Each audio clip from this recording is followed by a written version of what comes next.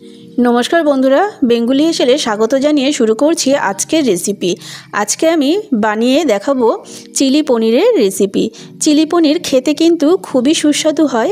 এটি নান, fried rice, পরোটা এই ধরনের খাবারের সাথে ভীষণ ভালো লাগে। দেখুন বন্ধুরা, আমি এখানে 500 পনির নিয়ে নিয়েছি। পনিরগুলোকে এরকম চৌকো করে কেটে নিয়েছি। এখানে নিয়ে নিয়েছি 50 গ্রাম মতন কর্নফ্লাওয়ার, আর নিয়ে নেব 25 গ্রামের মতন ময়দা। যতটা কর্নফ্লাওয়ার নিয়েছি তার হাফ ময়দা দেব। দিয়ে দেব হাফ টিস্পুন মতো নুন।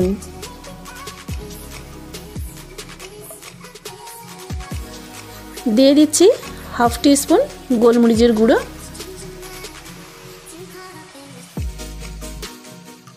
এবার সমস্ত উপকরণগুলোকে বেশ সুন্দরভাবে উল্টে পাল্টে মিশিয়ে নিচ্ছি।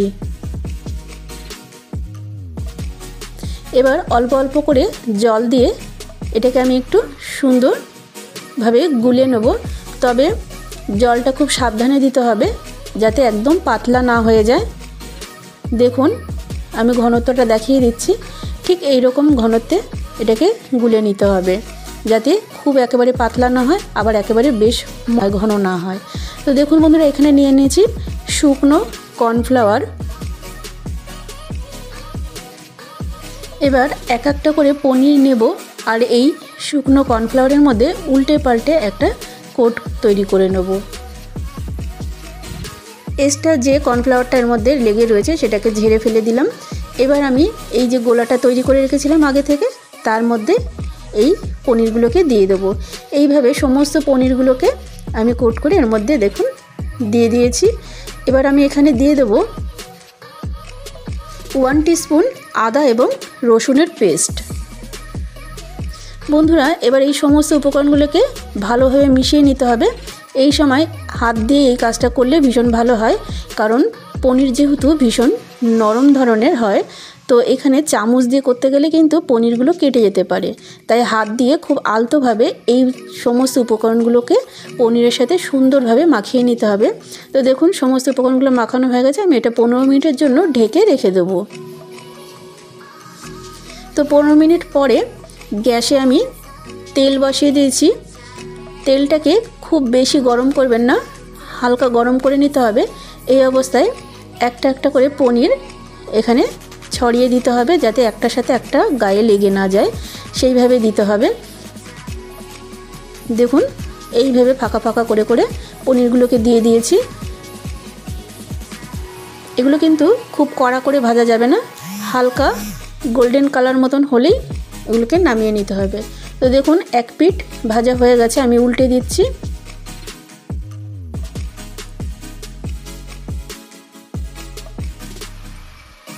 বন্ধুরা, চিলি পনিরের রেসিপিটি কিন্তু সন্ধেবেলা স্ন্যাক্সের জন্যও বানিয়ে নিতে পারেন, বা ড্রাই চিলি পনির হিসেবেও বানিয়ে নিতে পারেন, কারণ খুবই অল্প সময়ের মধ্যেই আপনারা এটা তৈরি করে নিতে পারবেন। দেখুন বন্ধুরা, এখানে আমি কিন্তু খুব কড়া করে ভাজিনি, জাস্ট হালকা একটা সুন্দর কালার আসতেই আমি পনিরগুলোকে তুলে নিচ্ছি।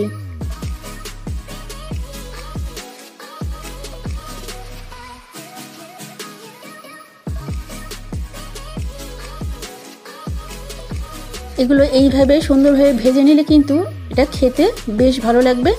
আর ওপর থেকে একটি কোটিং তৈরি হয়েছে, আর ভেতরে এটা বেশ নরম থাকবে, এটা যার জন্য খেতে ভীষণই ভালো লাগবে। তো দেখুন সমস্ত পনিরগুলোকে আমি আবারও আরেকটি ব্যাচে ভেজে নেব। তো আমার প্রথম ব্যাচ তোলা হয়ে গেল, বাকি পনিরগুলো আমি আরেকটা ব্যাচে ভেজে তুলে নিয়েছি। তো এবার আমি এই তেলের মধ্যে থেকে অনেকটা বেশি তেল ছিল, কিছুটা তেল তুলে রেখেছি।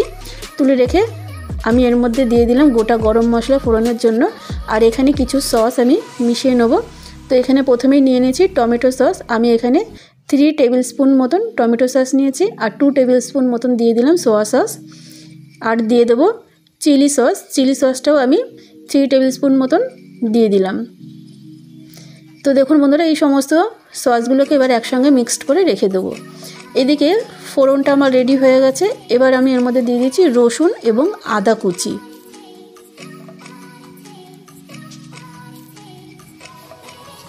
রসুন এবং আদাটাকে আমি খুব মিহিভাবে কুচিয়ে নিয়েছিলাম। এবার এই রসুন এবং আদাটাকে হালকা ব্রাউন করে ভেজে নেব। দেখুন রসুন আর আদাটা ভাজা হয়ে গেছে। এর মধ্যে আমি দিয়ে দিচ্ছি একটি টমেটো, ছোট ছোট করে কেটে নিয়েছি। টমেটোটাকেও আমি এর মধ্যে দিয়ে হালকা ভেজে নেব।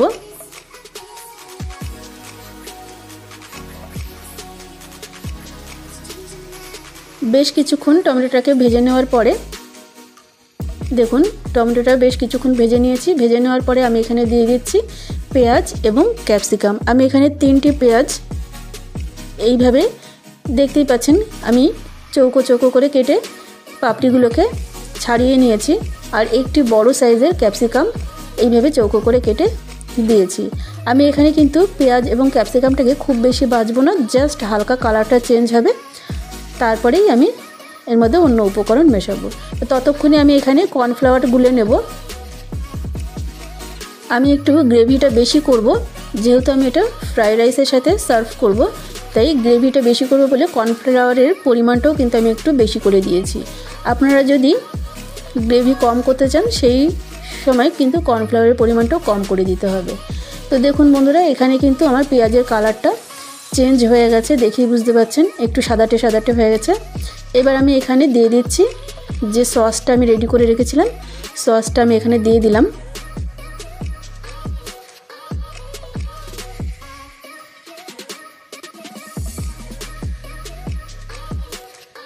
তো সসটাকে দিয়ে বেশ কিছুক্ষণ আমি একটু নেড়ে চেড়ে নিচ্ছি সমস্ত উপকরণের সাথে, যাতে সসটা পুড়ে না যায়।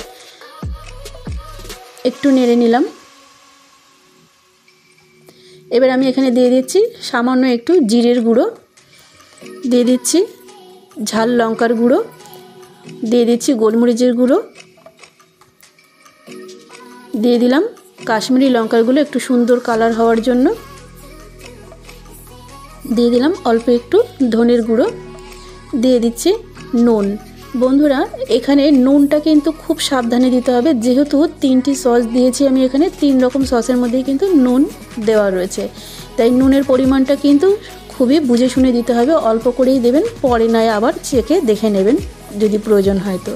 তো দিয়ে দিলাম হলুদ। এবার সমস্ত উপকরণগুলোকে আবারও খুব ভালোভাবে আমি মিশিয়ে নেব। যেহেতু হলুদ দিয়েছি, হলুদের একটা গন্ধ রয়েছে, তাই বেশ কিছুক্ষণ আমি এটাকে কষিয়ে নেব যাতে হলুদের গন্ধটা চলে যায়। তো দেখুন বন্ধুরা, আমার এখানে মশলা এবং সমস্ত সস দিয়ে বেশ কিছুক্ষণ নাড়িয়ে চাড়িয়ে নেওয়ার পরে আমি এখানে দিয়ে দিলাম অল্প একটু জল। এখানে আমি আরও জল দেবো, যেহেতু আমি প্রথমেই বলেছি আমি একটু গ্রেভি করব বেশি করে।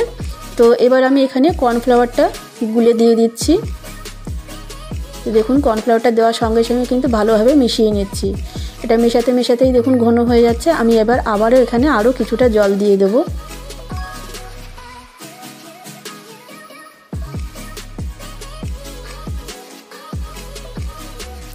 জলটা যে যার পরিমাণ মতন দেবেন, পনিরের পরিমাণ অনুযায়ী জল দেবেন এবং কে কীরকম গ্রেভি করবেন সেই অনুযায়ী কর্নফ্লাওয়ারটা মেশাবেন। তো বন্ধুরা দেখুন, এবার আমি এখানে যে পনিরগুলোকে ভেজে তুলে রেখেছিলাম সেই পনিরগুলোকে অ্যাড করে দেবো। তো পনিরগুলো দেওয়ার পরে আমি আবারও ভালো করে নেড়ে দিচ্ছি, ভালো করে মিশিয়ে নিচ্ছি। মিশিয়ে নেওয়ার পরে এটাকে বেশ কিছুক্ষণ আমি কিন্তু ফুটিয়ে নেব। দেখুন নাড়তে নাড়তে কিন্তু এটা অনেকটাই ঘন হয়ে যাচ্ছে, কিন্তু তবুও এটাকে খুব ভালোভাবে কিন্তু ফুটিয়ে নিতে হবে। যে ঘন হয়ে যাচ্ছে বলেই নামিয়ে নেবো তা কিন্তু নয়, তাহলে কিন্তু পনিরের ভেতরে মানে স্বাদটা ঢুকবে না। এবার আমি এখানে দেখুন দিয়ে দিচ্ছি 1 টিস্পুন মতো চিনি। চিনিটা কিন্তু এখানে দিলে এটা স্বাদটা বেশ ভালো লাগে, যেহেতু নানান রকম সস দেওয়া রয়েছে। তো যারা একেবারেই মিষ্টি পছন্দ করেন না তারা এটাকে অ্যাভয়েড করতে পারেন, কিন্তু চিনিটা দিলে ভালোই লাগবে খেতে। তো দেখুন বন্ধুরা, আমি এইভাবে বেশ কিছুক্ষণ উল্টে পাল্টে নাড়িয়ে নিচ্ছি। নাড়িয়ে নিয়ে আমি কিন্তু এটাকে খুব ভালোভাবে ফুটিয়ে নেব।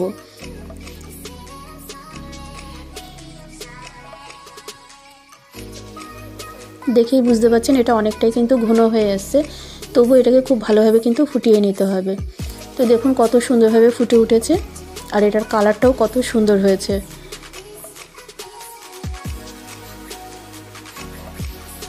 আমি ঠিক যেরকম গ্রেভি করতে চেয়েছিলাম এটা কিন্তু ঠিক সেই রকম গ্রেভিটা রেডি হয়ে গেছে। তো দেখুন আমি এবার গ্যাসের ফ্লেমটাকে বন্ধ করে দেবো, দিয়ে আমি এবারে ফ্রাইড রাইসের সাথে এটা সার্ভ করে আপনাদেরকে দেখাচ্ছি।